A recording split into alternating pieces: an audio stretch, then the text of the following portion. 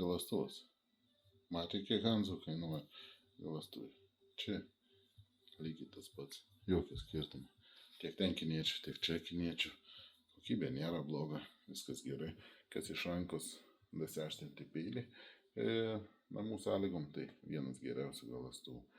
Anksčiau galvojau kitaip, bet išsibandė, pasižiūrėjo. Viską vis dėlto, kam patikslo su juo galima sukurti ir gana tvarkinga, mikroraštų ne.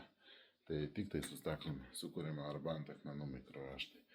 Tai, žodžiu, geriausias už visus tos traukimus, jis yra žymiai geresnis, nes vis dėlto Galanda.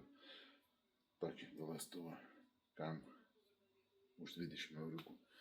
Šiandien 400 ir 1000 deimantukai, kurie yra keičiami, kurių yra pas manis dasipirkti galima. Žodžiu, šiandien už labai gerą kainą. Iki.